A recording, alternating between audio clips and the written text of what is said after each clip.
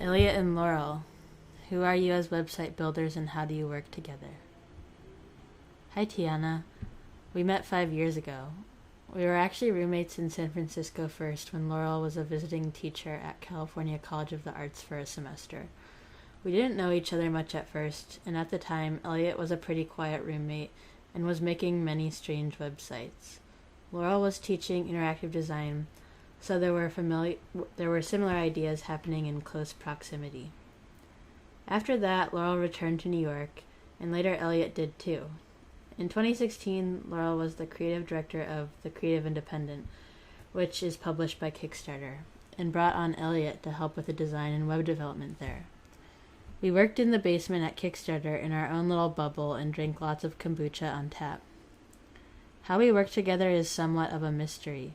It seems like we are vibing energies running in parallel, and sometimes we intersect. We also worked on Empty Day together, and most recently HTML Energy. We shared an art residency at Peihu Creative Community Space in Osaka, Japan last summer, which is where we started some videos as green people. What are the values of your websites like Special Fish, Gossips Cafe, and HTML Energy? These projects are still forming, but here are a few values behind these. So things don't have to be complete. Websites are never complete, but they should achieve their goals and work, and so they shouldn't break. We like to harness the power of HTML when possible. Community websites should clearly define moderation and take a stand when it comes to politics. And lastly, every website is a program for the mind. Social media is not exempt from this. It's also a good example of this. And so what kind of programs can we write for others to follow? I saw that you did a social media cleanse. Why was that an important move for you? A cleanse or fast every once in a while is good for anything that's somewhat addictive. Social media, food, alcohol, etc.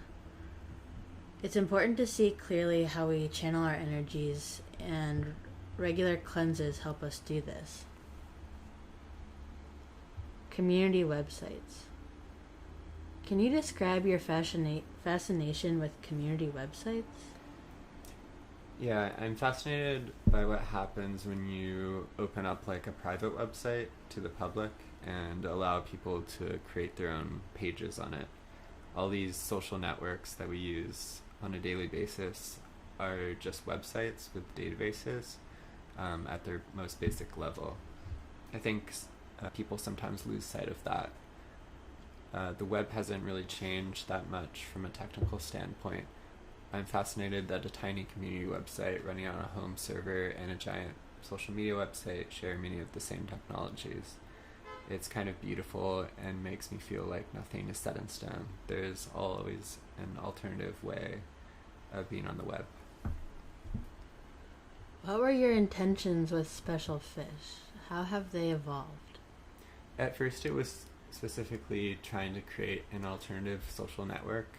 After it launched, Kix Condor, who's like a blogger and a technologist, wrote about Special Fish on their website, and he called it a big directory of people. That really changed my perspective on the project. I realized my field of vision was too narrow. I ditched social media recently because it was training me to look at websites in a certain way. People talk a lot about social media's adverse effects, but I don't see this problem brought up. I suppose it only really impacts people building websites, but it leads to unfortunate outcomes nonetheless. So to answer your question, I think of Special Fish as a directory to explore the handmade web. Websites that are handcrafted by people and not by corporations. There are a lot of these sites out there, but very few directories to find them, so Special Fish hopes to help with that. So Elliott made Special Fish alone, but technically I actually came up with the name. So when Elliott and I were in Japan last summer during the art residency at Peihu, we were at a sushi place, and our host, or the director of Peihu, Kazuma, didn't know the English name of one of the fish on our plates, and so we all decided that that fish was the special fish. And yeah, the term special fish we kept on using throughout the trip in a fun way. But anyway, I've noticed an incredible array of profiles on Special Fish, the website, and like Elliott said, some link to websites that are handmade that I've never seen before. And these profiles combined with their sites might be a new category unto themselves, similar to the sushi mystery fish, which doesn't really have a name yet. And I think that's really exciting. What is the relationship between your community websites and real life? How do these websites impact our real lives? So I've been thinking recently about how I feel in social spaces, physical and digital alike. I love specifically when I'm in a room with other people, and I don't know all of them, but I'm in awe of everyone around, and somehow I absolutely believe that everyone there is a special kind of genius. I could imagine this happening, for instance, at like a lecture a friend is about to give, and I'm talking with some people there. Even though I don't know everyone, I'm excited by and respectful of everyone in the space. I also feel this way about most people on Special Fish, the website, as well. I think it's because so many people put such thought and creative energy into their profiles. But that's only possible because Elliott took special care and intention with the design. And the design isn't just how the site looks, but also how it functions and what is required of its users.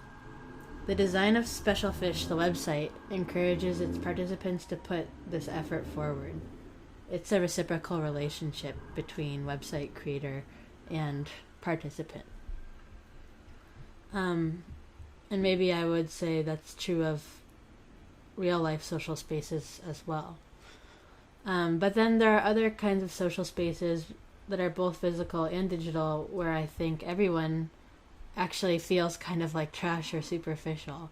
Not always, but often Instagram affords this, as does certain in real life events pre-COVID, like actually some gallery openings I've been to. Oftentimes there I just look around and I have this strange feeling like everyone sucks in some way.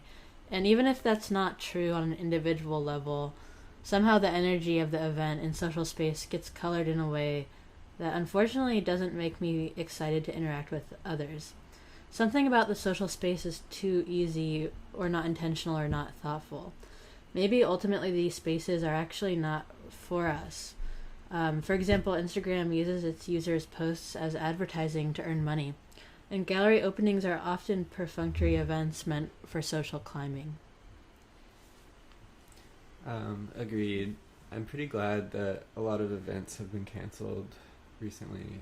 At the beginning of quarantine, with so much communication switching to video chat, I think it was immediately evident that online could really never replace in-person interaction.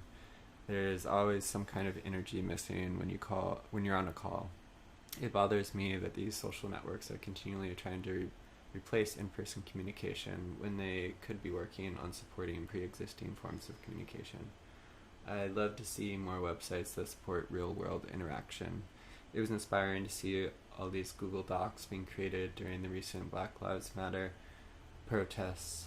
I think that's a good example of websites impacting real lives. How do your community websites differ from popular social platforms? Since they're more clearly authored, often their goals, rules, and moderation are more obvious. This makes sense since most of them spun out of being dissatisfied by the larger, more popular social platforms. It has only been in recent years that this type of tooling allowed Elliott, for instance, to make Gossip's Cafe and Special Fish. It's become more accessible. Yeah, the goals are pretty different. when it comes to community website versus social media websites. One thing that separates them is the ability to experiment when your metrics aren't based on how long you can keep a user on a website. Things really open up. With your projects like Gossip's Cafe, you close the cafe at 11 p.m. What is your philosophy behind a non-24/7 website? I've always felt that websites should have grounding in the world.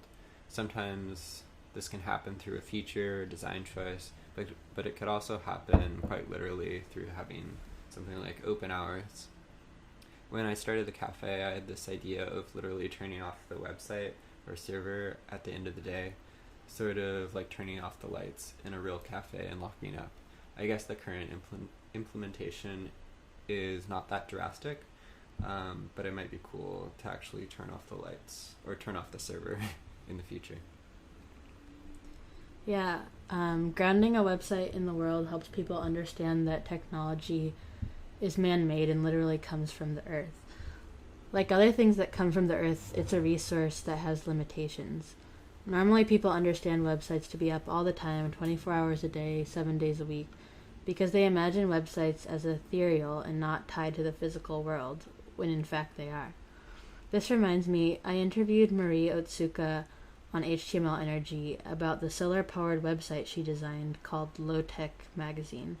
She said, "Just because things are digital doesn't mean they're more sustainable. There are servers that are powered by fossil fuels that serve up these digital documents." Her visual design of the Low Tech Magazine website works in ways to make this underlying truth more apparent. HTML Energy. What is HTML Energy?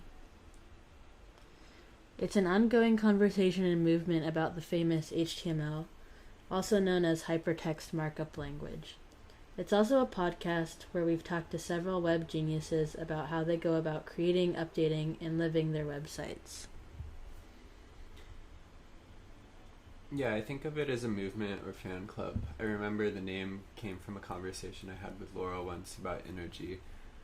I asked her if she thought everything had energy, and she said yes.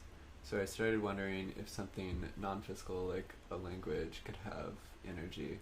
It's nice to think of HTML as a means of transferring and storing energy between people. What power does accessibility hold for you in relation to web building? I would say both Elliott and I like fast and lightweight websites. Making websites with only HTML enables this because HTML is universal to all websites. It's the foundation. Unfortunately, in 2020, a lot of people forget that. And, for example, adding unnecessary JavaScript that's only for superficial polish actually adds a lot of weight to pages, sometimes making them unable to load on slow connections. This is especially sad when the website contains important life-sustaining information that should be accessible to all humans. With HTML Energy's podcast, so far we've been talking mostly to individual designers and programmers, but we would actually love to talk with someone from a more government or public service organization perspective, working on websites that optimize for people in areas with low bandwidth connections, for example. So let us know if you think of anyone. How have the conversations on HTML Energy impacted you? So I would say that by interviewing people, we connect with other special and unique energies. And I really love hearing how different each person or energies approach is. Like I was saying before, now in 2020, there are so many tools out there to make a website, and honestly, it can be overwhelming. And to boot, there can be a lot of social pressure around using tools that are currently trendy. So when we interview people, we get to hear specifically how they have used simple HTML and made websites in their own unique way. I love hearing the specific details and origin stories especially. For example, Tom Bubble, who's an artist, made Dungeons and Dragons fan sites in the 90s. He didn't even play the game. He just invented his own scenarios and his way to play through his websites. I remember all of his websites were only text. And other people we interviewed, such as Emma Raid Norton, who's also an artist and technologist, didn't start coding websites actually until she was in college, and still found her own creative way of approaching it for the first time, by slowly coding by hand and embracing that slowness. Hopefully hearing these stories about how anyone can approach HTML as a pliable and expressive creative medium, maybe it's similar to more traditional mediums like clay, paper, paint, or even a musical instrument. And unlike most technology which is fast and efficient, such as anything we use quickly on our phones, we should actually consider embracing the clunkiness, slowness, and imperfection of HTML.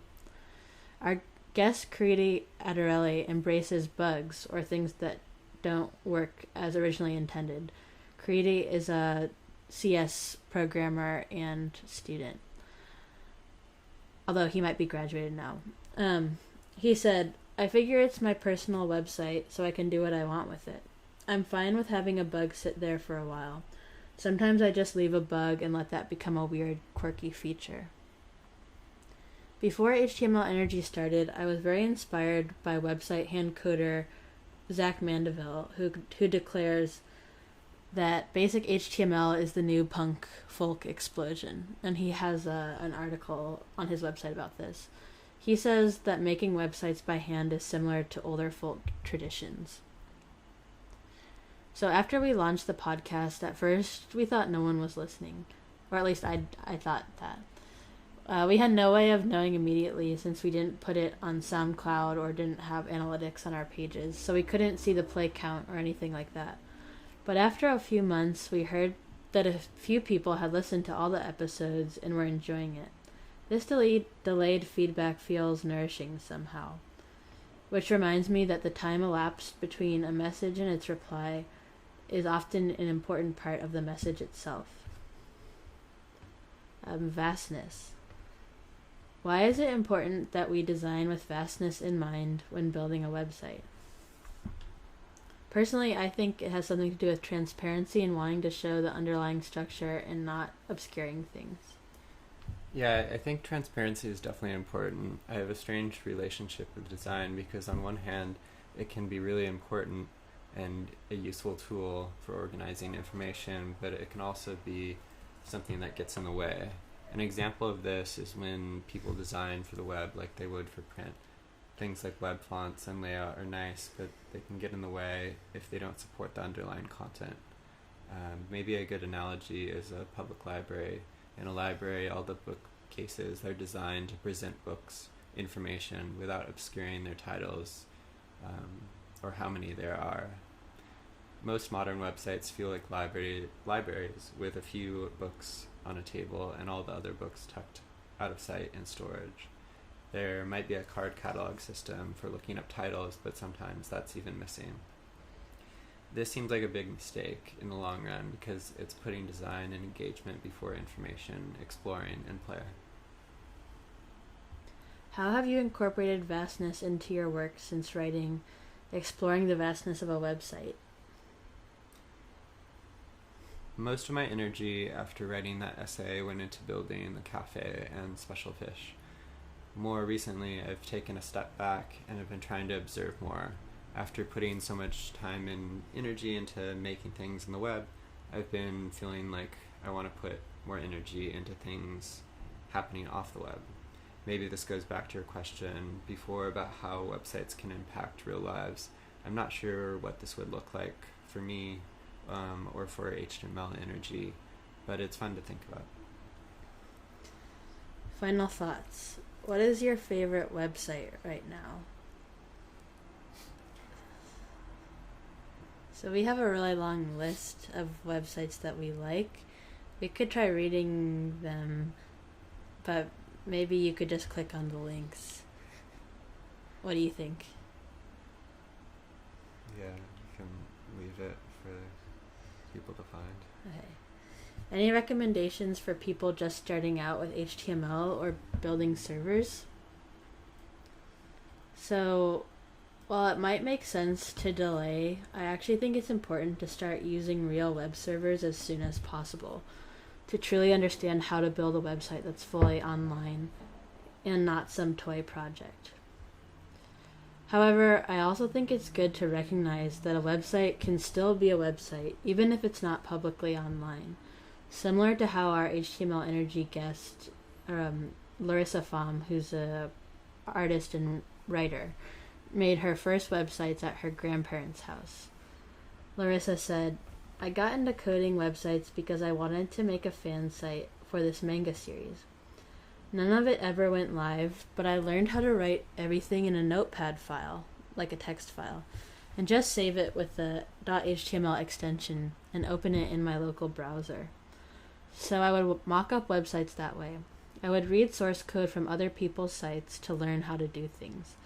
So in other words, a website is just a set of files, and one of those files should be readable by a web browser, like the extension .html.